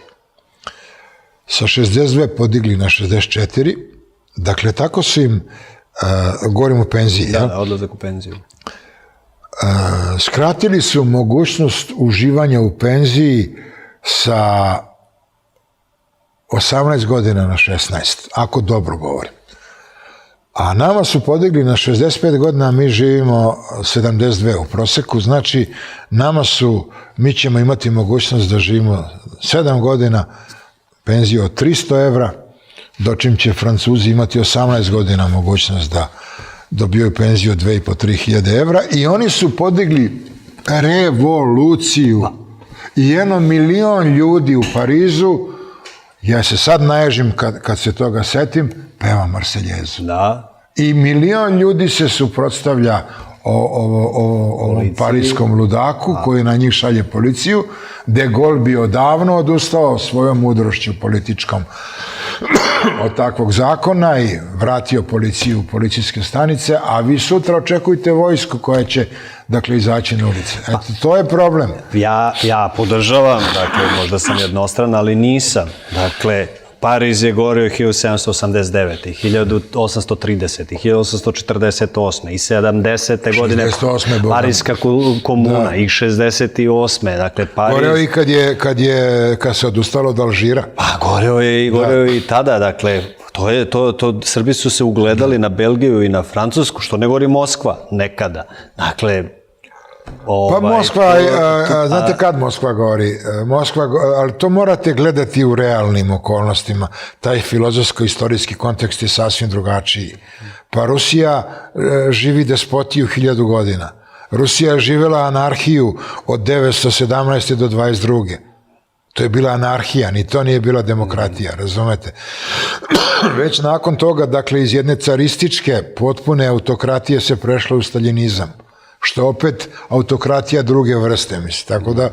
Dobro, poređenje nije dobro, istorijske okolnosti su drugačije. Moskva gori kad je zapali Napoleon, Moskva gori kad je bombarduju Nemci iz Himkija, iz onog predgrađa moskovskog. Stvarno se izvinjam i vama i vašim gledalcima, ali to su druge okolnosti. Ali je i Moskva bila itekako u stanju i sada je u zadnjih nekoliko decenija da izađu ljudi na ulice da se bune protiv, ne znam, različitih stvari. Ali da pustite Moskvu, dakle... Ajmo na Beograd da se vratimo. Gete kaže, jedan narod će propasti onda kada digne ruke od sebe i da je to njegova najveća opasnost. Naravno. Pa jesmo digli ruke od sebe? Pa još uvijek ne, ali smo negde na pola puta. Ništa nije propalo i ništa što padu nije bilo sklono. Znate, to je suština. Nećemo biti prvi narod, ani poslednji koji će propasti. Nema više Rimljana, nema više Grka, govorim o antičkim Grcima, jel da? Pa nema ni Vizantinaca, ako hoćete, mislim, jel da? Nema Hazara. Ja bih jako bio nesrećan da nas nestane. Prosto zato što smo dosta toga i imali da ponudimo čovečanstvu i samima sebi, na kraju krajeva. Pogledajte naš folklor, pogledajte našu gastronomsku matricu, pogledajte lepotu zemlje koja nam je data.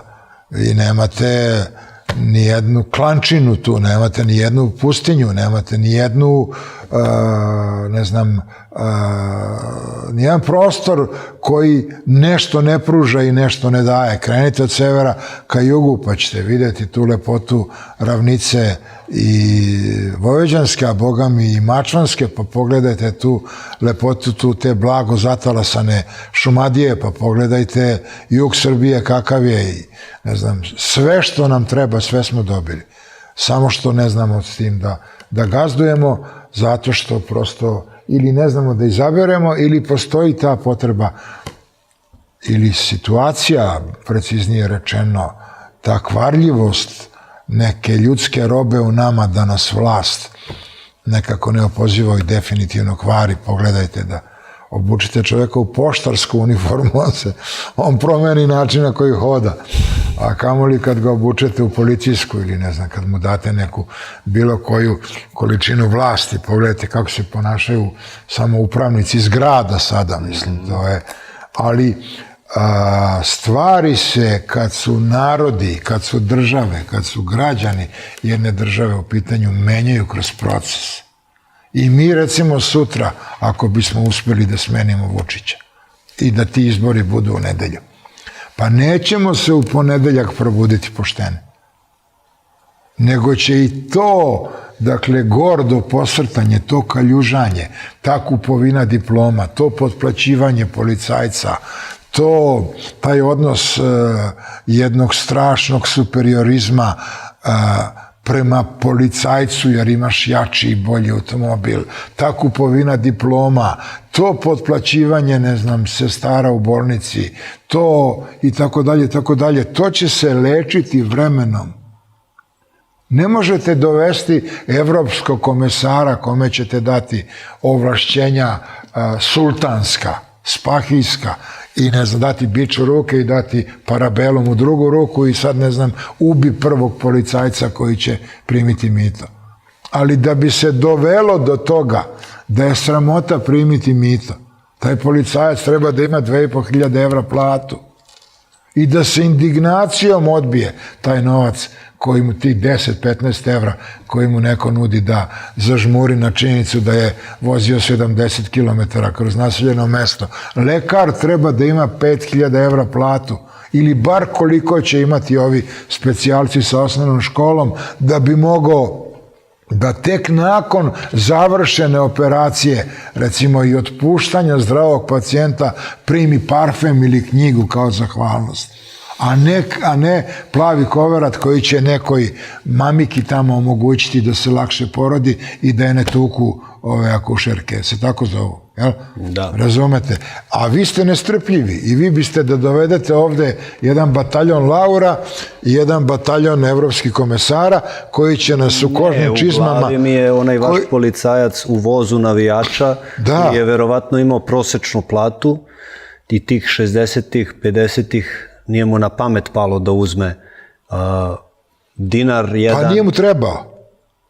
Je to autonomni ili heteronomni moral? To, vidite, nije mu trebao prvo zato što je, dakle, odrastao u takvoj sredini i zato što je to bila sramota. Razumete? I zato što je ta plata koju je dobijao opet bila sasvim dovoljna da možda školuje decu. Ja ne znam ni jednog učitelja u Srbiji koji nije mogao da pošalje dete na fakultet. Sad govorimo o afirmativnom obrazu. Bez obzira što ja imam prema njemu određeni stepen prezira čak, ali to su više porodični i neki drugi razlozi, sad to nije bitno. Ste imali, dakle, unutar toga jako mnogo komparativnih prednosti. Imali ste, mogućnost da, ne znam, negde u Kamenoj Hercegovini imate 5 koza i 2 brazde vinograda i imate 3-4 pametna dečaka ili, ne znam, devojčice, nije bitno, i da ih pošaljete u Sarajevo ili u Beograd da studiraju jer ste imali dom, to me govorimo o jednom socijalističkom moralu i o socijalnoj prohodnosti. Da. Najsiromašniji. Tako je, toga više nema. I, dakle, ja sam mogao da oženim i unuku Brozovu i neku generalsku ćerku, a mogao sam da oženim i neku siromašnu studentkinju iz Prijepolja koja je došla u Beograd da studira. Dakle, nismo imali tu vrstu serklova u kojima smo se kretali, da nas se bogati žene s bogatima, zato što samo njih i sreću. I zato što prosto postoje... Hteli smo kapitalizam, kapitalizam podrazumeva aristokratiju. Ne podrazumeva tu vrstu aristokratije, nego duhovnu aristokratiju. Duhovnu aristokratiju. Klasa je klasa. Klasa je klasa, da. Ali je isto tako, nemojte mi reći, pa znate odakle je Elon Musk krenuo? Odakle je Bill Gates krenuo? Iz garaže. To je samo u Americi moguće. Nije Elon Musk Rothschild. Znate? Dobro. Nego je počeo i, dakle, uspeo da, zahvaljujući određenom prvo, dakle, revolucionarnosti svojih ideja, a onda i, vraćam se na čarobnu reč, zapišite, sistemu koji favorizuje takve stvari, uspeo da dođe do toga da danas bude bogatiji od 90% država pod ovom, dakle, nebeskom kapom. Razumete? To je odgovornost sistema. Dakle, sistem rešava i završava stvari. A ko pravi sistem? Pa ljudi ga prave. Da li ćemo mi, ponovit ću, i to je vrlo bitno, ne treba da izmišljamo toplu vodu, preuzeti nešto od Švajcarske? Pa i treba. Hoćemo li preuzeti nešto od Nemačke? Pa i treba. Hoćemo li preuzeti nešto od te Holandije? Pa i treba. Razumete? A da li nam treba ta vrsta određene vaspitačke ili ne znam komesarske podrške? Ne treba nam. Mi možemo da dovedemo ovde vrhunskog stručnjaka, Koreanca, da nam pomogne, ne znam, u IT-u ili da dovedemo nekog vrhunskog lekara koji je, recimo, u Turskoj, u onom Acibademu, prošao kroz fantastičnu obuku na najnovijim spravama koje medicina ovog trenutka poznaje. Mi treba kao pre 100 godina da pošaljemo 100 mladih lekara da rade u najprominentnijim, najboljim bolnicama u Evropi, u svetu, pa da ih nakon 3 godine vratimo. Jer kad vam dođe, znate, ima jedna priča istinita potpuno, svojevremeno je pre, još pite Boga kada, u vreme Vece Lukića pokojnog, renovirano Narodno pozorište. I tad se dobila kompjuterska rasveta, o tome ima 50 godina možda. Za to svečano otvaranje, sećam se da je Mira Erceg režirala, da li nekog Edipa ili tako neku antiku, antika je bila. I šta je to vredelo kad nismo poslali 5 električara koje će ljudi edukovati da s tim rade, nego su čakljama, to su one dugačke letve, lupali po reflektorima da ih ispomeraju i da ih, razumete, nama to treba, nama treba ovog trenutka ta evropska superiornost u znanju, tako što ćemo tamo poslati decu koju ćemo posle vratiti, da se vratim na ovo što ćemo sada, dakle, uz određenu vrstu podrške koje dajemo Turcima, Nemcima, Koreancima i tako dalje, vratiti ove mlade ljude koji hoće da se vrate, ali da se sistem sredi. Sad ću vam, jer smo prošli kroz termine.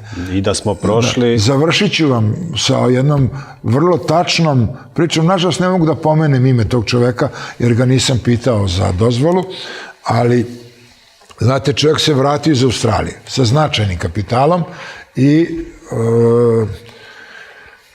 u tom nekom razmišljanju šta da radi i kako da taj svoj značajni kapital unovči, odlučio je, video je da je u Srbiji jedna vrlo velika nestašica cveća, kvalitetnog cveća, da od ponude ima samo karanfila i nekih ruža ponekad i tako, i onda je napravio dobru feasibility studiju, pa je krenuo u razgovore sa cvećarima, pa sa tim ljudima koji imaju te lance cvećara i ne znam.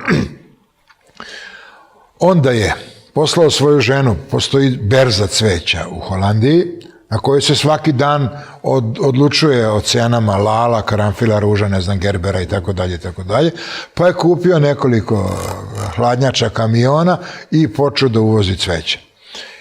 Do trenutka dok nije zasmetao jednom baji koji naravno pripada jednoj stranci, neću je imenovati naravno, i šta mu se desilo? Priča je potpuno autentična. Vraća se kamion iz Holandije, a carinik kaže sačekaj. I drži ga tamo sa strane 10 sati, bukvalno, dok ne počne ona sluz od cveća da se cedi. Dakle, to cveće je propalo, kaže idi vozi. I tako nekoliko puta. Dakle, tom baji kome je ovaj koji ima nameru da mu zdravo konkuriše, ne da ga ubija dumpingom, ne da ga ubija, ne znam, cenama ispod cene, ali je taj čovek koji je kupovao to cveće i svojim kamionima prevozio u Srbiju, izračunao da mu se vrlo isplati da te, recimo, karanfile, govorim metaforički, prodaje za 10 dinara. Ima zaradu, zato što ih tamo kupi za 2 dinara, ne znam, pa troškove transporta, ne znam, on zarađuje 2 dinara po karanfilu, odlično, to je logika velikih brojeva, je li tako, njemu dovoljno. Ali ovaj baja ih je prodavao po 20 i njemu to nije odgovaralo. I znate li gde je taj čovjek sada? Otišao. U Torontu. Pa otišao. I opet ga ubi nostalgija i opet, ne znam, svaki put kad se čujemo, joj kako bih se vratio, kako bih volio da se vratim. Promenimo sistem, promenom sistema promenit ćemo navike, promenom navika vratit ćemo se onim moralnim normama na kojima smo podizani, na kojima smo kao narod formirani, imamo mi čime da se ponosimo, naravno imamo i čega da se stidimo i onda nam Evropa može doći, dakle, kao posljedica, ako to budemo želeli, a ne kao nužnost da bi nas neko drugi učio redu. Ja neću prodavati cveće, ali izgleda da je feasibility studija već napravljena, lek protiv nostalgije. To ću da distribuiram našoj dijaspori. Idemo na završni deo emisije posle reklama.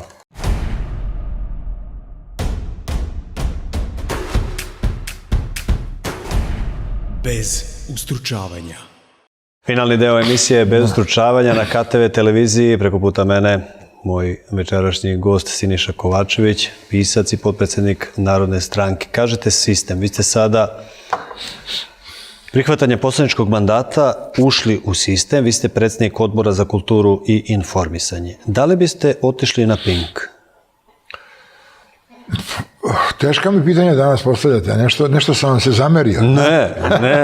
Pa ne bih otišao. Dobro, da nastavimo. Dakle, možda bih, pazite, kada bi prihvatate pravila ponašanja, jel da, činjenicom da ste narodni poslanik, vi ste pristali na određeni kodeks ponašanja, na pravila ponašanja, i u tom smislu, ako bi me nešto po pravilu službe ili ne znam, po poslovniku parlamenta upućivalo da idem na Pink, otišao bih, ali bih onda otišao kao predsjednik Odbora za kulturu i informisanje i kao narodni poslanik, ne kao Siniša Kovačević. Isto i za Happy. Pa isto. Ali ne bi oni mene ni zvali, tu brigu ja nemam. Rekli ste da ste ovde došli da bi vas čulo, ajde, vi ste rekli 20-30 hiljada ljudi, mada su vaše emisije mnogo gledanije, ali da li smatrate da su ovakve vrste emisije postale eho komore, da vi ne treba mene da ubeđujete, ne treba da ubeđujete ni gledalce ove emisije, oni već imaju izgrađen stav sličan vama i da mi samo produbljujemo svoje stavove, a da vi trebate da odete tamo i da ubedite neistomišljenike, jer to je snaga Vučićeva, a ti neistomišljenici obično gledaju i RTS i Happy i Pink i da trebate da se obratite toj publici. Prvo ja, dakle, dolazim kod vas zato što me jedino vi zovete. To je, dakle, prva stvar. Ja mogu potpuno da, kao na venčanju, znate ono kad vam kažu ko nešto zna protiv ovog braka, nek sad kaže ili nek večito ćuti. Ja bih onda bio osuđen na večito ćutanje. Ja mogu da dođem kod vas i još 2 televizije gde odem ponekad.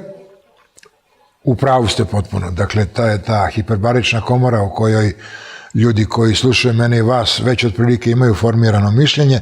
Ja nekako računam, ako ima bar 2-3 kojima ću staviti kamen u cipelu, da ih malo žulja, pa nisam onda džabe dolazio iz Surduka ili iz Beograda, dakle u Zrenjanin. Sada, šta je poenta? Pa naravno da bi ovakva emisija koja bi se emitovala na recimo javnom servisu, na RTS-u, imala veći taj halo efekat nego što ga ima ova emisija sa vama. Ali da bih ja došao do RTS-a, treba vi tamo da radite.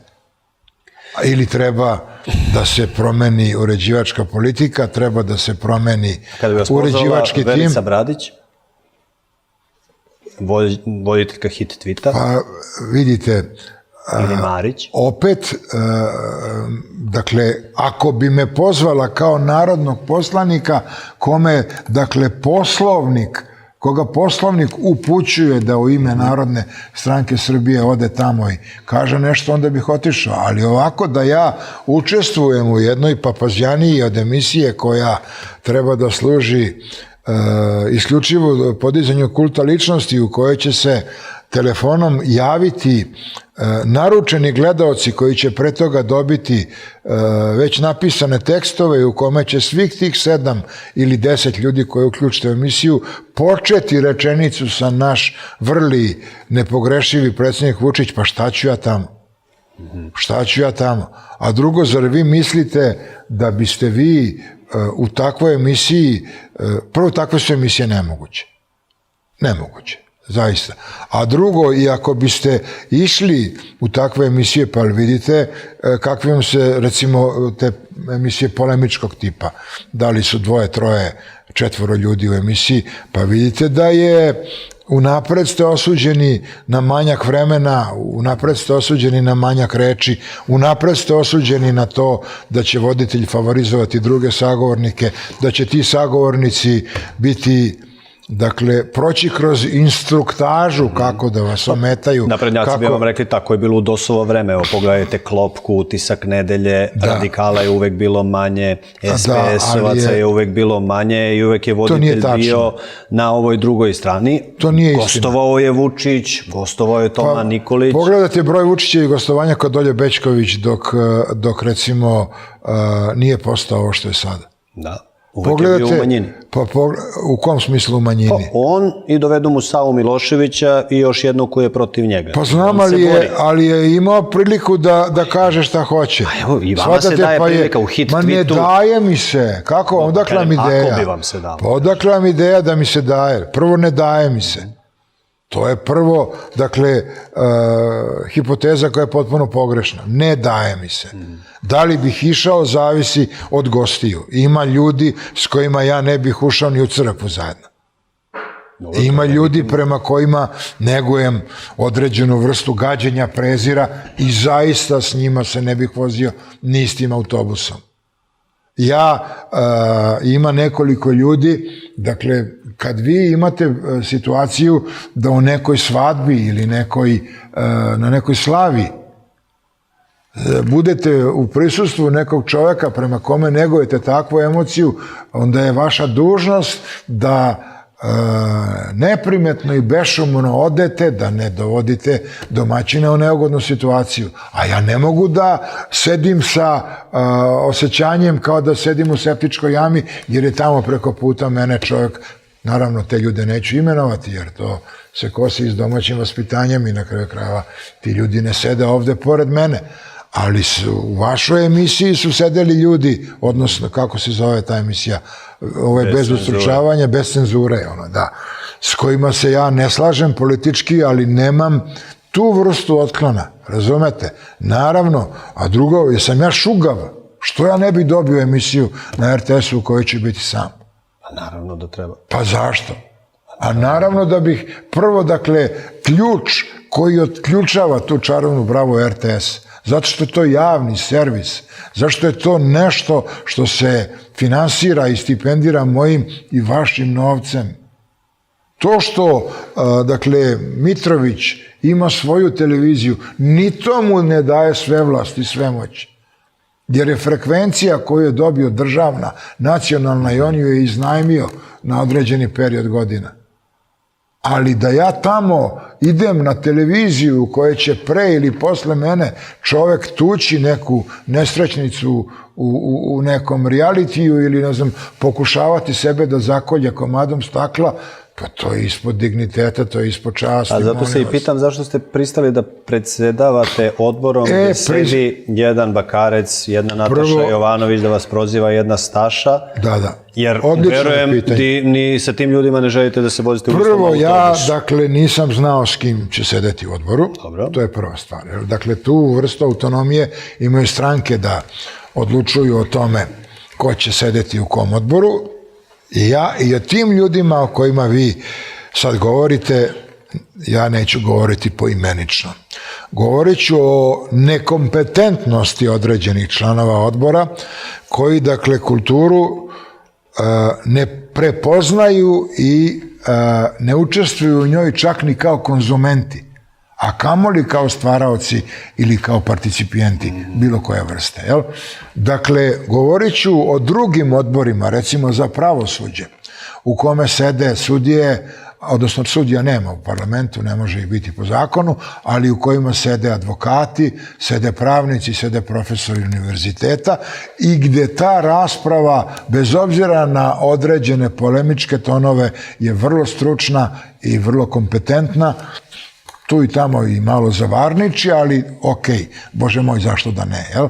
Ja sedim pre svega u nekompetentnom odboru, u kome uz nekoliko časnih izuzetaka, niti se ko bavi kulturom i informisanjem, niti to ko razumeva na pravi način. I dakle, to je suštinsko pitanje. Zašto je recimo stranka na vlasti kandidovala i poslala u odbor određene ljude, a nije poslala recimo jednog od petorice najvećih violinista 20. veka, pored Tripa Simonutija, pored Sretena Krstića, pored Nemanje Radulovića i Stefana Milenkovića, naravno govorim o gospodinu Kulundžiji, ili recimo u taj odbor za kulturu nije poslala jednu od naših najvećih operskih pevačica koje smo imali u proteklih nekoliko decenija, naravno govorim o Jadranki Jovanović. Zašto tamo nema više novinara, zašto tamo više nema ljudi koji se bave kulturom? To morate, dakle, pitati one stranke koje ih delegiraju u odbor za kulturu. Da li mi je u tom odboru ugodno? Nije mi ugodno. Da li ću tamo ostati i dalje? Još uvijek nisam odlučio. Zato što mi se čini da je vreme koje se provodi tamo izgubljeno vreme. I za mene i za njih. Njihova osnovna funkcija je da se bave opstrukcijom. I sada recimo da smo vi i ja, dakle dogovorili smo ovu emisiju nekoliko dana ranije, ali da sam ja prilikom dolaska ovamo svedočio činjenici da je recimo, ne znam, su gnevni Francuzi prodrli u predsjedničku palatu i da se ne zna Makronova sudbina, da li bismo vi ja o tome razgovarali? Pa naravno. Naravno. Ja sam nekoliko puta, recimo, pokušavajući da idem u korak sa vremenom i događajima, pokušao da na dnevnom redu tog odbora bude recimo jedan intervju koji je značajno uzburkao javnost u jednom trenutku. Ne znam da li se sećate intervjua sa jednim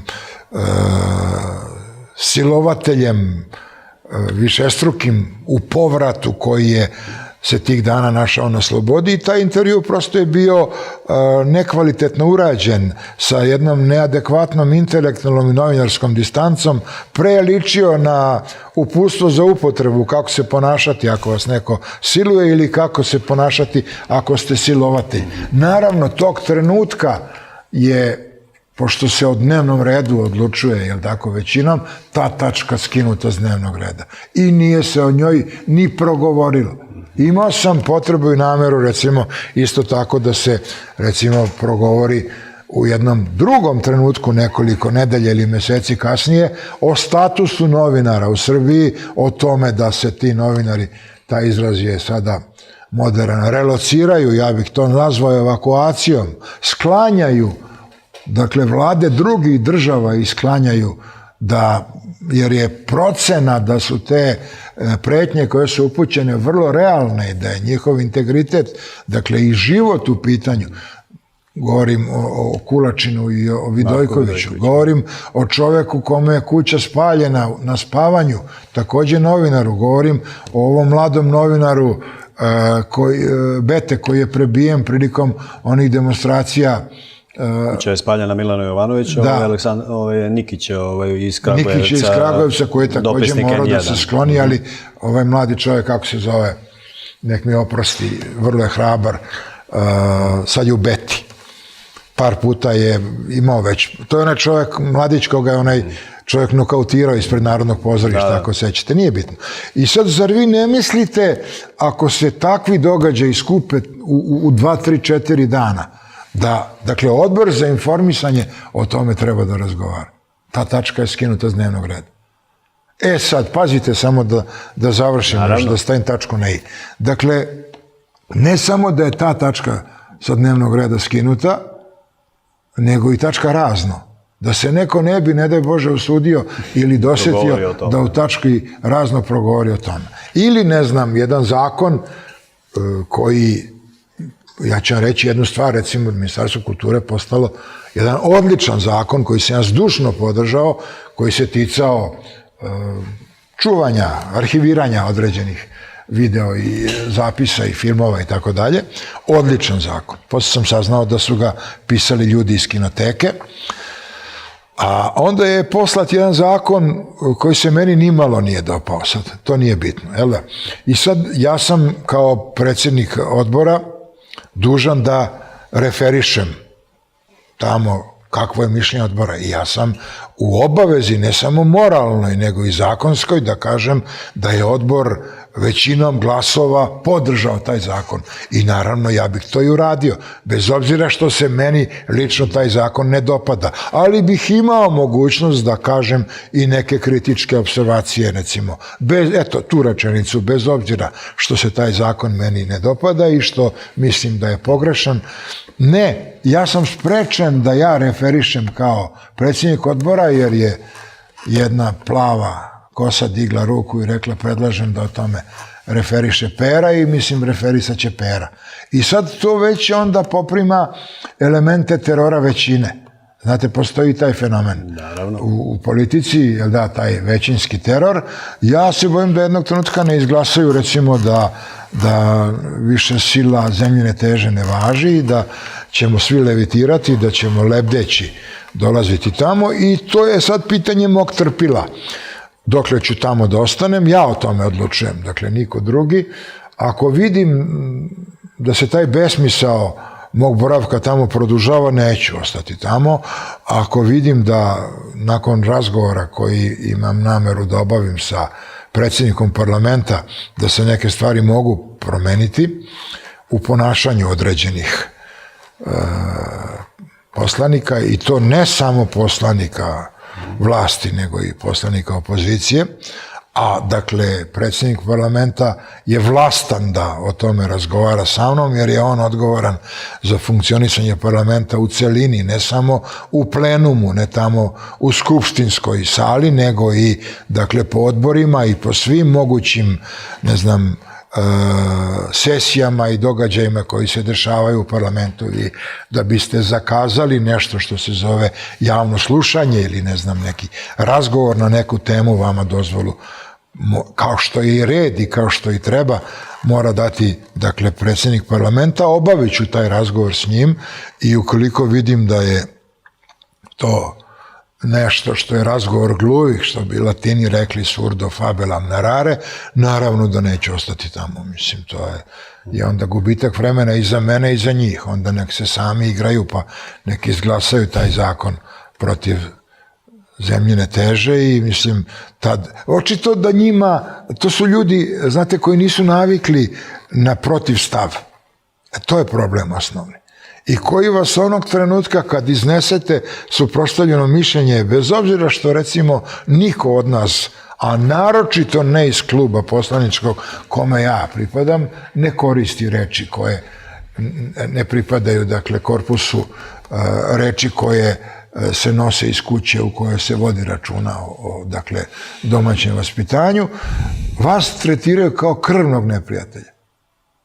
I onda se taj diskurs širi van parlamenta, naravno i u parlamentu lopove, bitango, ali i van parlamenta na društvene mreže, ne znam, odronu, bitango, otpadu ljudski, splačino, što je prosto nešto što nije dobro, jer će se ta vrsta komunikacije pretvoriti u nešto što će jednog trenutka, kad se istorijske okolnosti promene, kod nekih ljudi proizvesti potrebu da na takve stvari odgovore drugim sredstvima. Tako da vam je to moj odgovor na pitanje, dugi odgovor zašto sam tamo. Prvo, zašto ne bi bio tamo? Ajde da postavim ja kontrapitanje. 40 godina sam ja u kulturi. Ja sam bio, da, ja sam postavio... Ne, pitanje je odlično bilo, ali zašto ja tamo ne bi bio? Vama je mesto u Riznici, u Senatu, ja sam u odboru za kulturu. I da li bi neko drugi mogao da bude predsjednik tog odbora, a da to ne budem ja? Govorim o reputaciji, govorim, naravno, može ako se stranke drugačije dogovore. Mislim, vi možete, bilo je prethodni odbor, kad sam ja bio u parlamentu pred 10 i više godina, je imao, boga mi, značajan broj još značajnijih umetnika, predsjedavala je osoba kojoj je to pripadalo po stranačkoj podeli i niko nije imao ništa protiv toga. Ali je suština što taj odbor za kulturu u kome taj diskurs treba da bude najvalidniji, najkvalitetniji, najkulturniji na kraju krajeva, je najgori. Da. Ajmo da završimo ovako jednim pitanjem, a dozvolit ćete mi da ga postavim. Naravno. Ajde, ovako. A vi ste upisali pravo, pa ste sa prava prešli na Fakultet dramskih umetnosti. I vaša sestra je rođena planski 4 godine posle vas, da bi vaši roditelji vas mogli da odškoluju, pa da ta sredstva ulože u vašu sestru. Ta njihova ljubav je bila tolika da su to tu vašu preumljenje ili promenu istrpe i da vam jednostavno i dalje cegeri budu puni svakog vikenda i da možete u Beogradu da ostanete. Shvatam tu ljubav, nešto slično su i moji roditelji meni tu usadili, pa sam hteo ovu emisiju da završimo, pošto čujem te neke rekvijumske note i u vašim odgovorima, a i u vašem ovako ponašanju, nekom odlasku i iz politike, javne scene, pa i životne scene, ne do Bog. Pamtite li tu zajedničku ljubav uz patnju, trpnju i žrtvovanje? Pa, mislim, ta zahvalnost će trajati dok ja budem živ.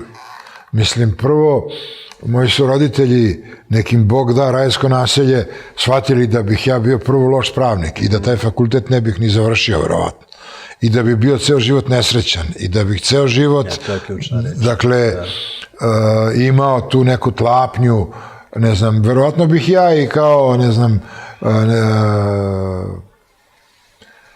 provincijski klupoder kafanski pisao neke loše pesme ili, ne znam, pokušao da pišem nešto, ali je ta činjenica da u jednom trenutku mogu da upišem elitnu školu i da u jednom trenutku mogu da, dakle, taj neki svoj san ostvarim, s moje strane bio krajnje sebičan, a s njihove strane do te mere benevolentan i žrtven, iskoristio bih taj izraz, da sam im, mislim, zaista i danas zahvalan na toj činjenici. Ja i svojim studentima sam govorio i svom detetu i svojoj unuci starijoj, koja je sad već dovoljno stara dovoljno mlada, ali dovoljno odrasla da neke stvari razume, i to ću ponoviti i vama i vašim gledalcima, bez obzira što rizikujem da sam to već možda rekao kod vas u emisiji.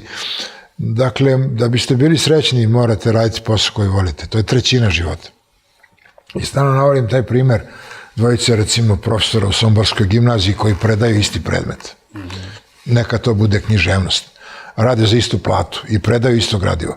Jedan jedva čeka da ode u učionicu, u zbornicu, da uzme dnevnik, a drugi svaki put kad treba da krene na posao razmišlja da li da se umije ili da se ubije. Razumete?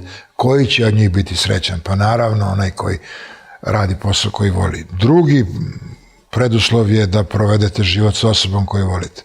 Teško je biti srećan ako pored vas nije, ili bar u tom što dužem periodu vašeg života, osoba koju volite. Treći preduslov je zdravlje. Ova dva preduslova u značajnoj meri vi odlučujete o njima. Hoćete li se boriti za ženu koja vam se dopada, u kojoj se zaljubljeni ili niste, i na kraju krajeva i o zdravlju možete povesti računa sami, u značajnoj meri. Ima i taj četvrti koji ja ne pominjem često, a to su klimatski preduslovi. Ako živite u Štokholmu sa ženom koju volite, radite posao koji volite i zdravi ste, a stalno vam šušte palme i more u ušima, onda ta sreća neće... Geografija je sudbina. Neće biti kompletna. Ali naravno, ako, jel da, vidite, ta stolica ima 4 noge, jel da? Ako jednu nogu nemate, onda taj tronožac ipak vas drži, jel da, funkcioniše. Ali ako nemate 2 od ta 4, tu sreće nema. Zato, evo, za vaše mlade gledalce, tragajte za osobom koju volite i tragajte za poslom koji volite. To je trećina vašeg života i više od trećine, i naravno budite zdravi, čuvajte zdravlje i volite Srbiju i pokušajte od Srbije da napravite zemlju s kojom ćemo se svi ponositi, kojom ćete se vi ponositi, a neka vaša, mladi moji sunarodnici i mladi građani Srbije, neka vaša potreba za daljinama bude zadovoljena tako što ćete putovati iz te potrebe da vidite nove pejzaže, da upoznate nove ljude, naučite nove veštine, naučite nove jezike, a ne zato što ste gladni ili zato što ste neslobodni ili zato što ne možete da kupite ocnu nitroglicerin, a vi koji ste sad već tamo negde daleko, gledajte da se vratite. Ako stranka kojoj ja pripadam bude u mogućnosti da formira sistem ove zemlje, vrata za povratak će biti širom otvorena. Dozvolite mi samo da prevedem vaše reči u svoje i da izvučem jedan zaključak. Dakle, volite sebe, brinite o sebi, bitno je zdravlje, volite ženu pored koje ste. Ili muškarca. Ili muškarca, ili volite posao kojim se bavite. Dakle, ljubav, ljubav, ljubav, a ljubav se prima od roditelja i prenosi na decu. Lako je reprodukovati ljubav kada je prihvatate. Sa ljubavlju sam hteo i da završim ovu emisiju. Ni ja ne bih bolje. Hvala vam puno što ste gostovali u emisiji Bez ustručavanja. Bilo mi zaista zadovoljstvo. Hvala vam, poštovani gledalci, ostanite uz KTV televiziju.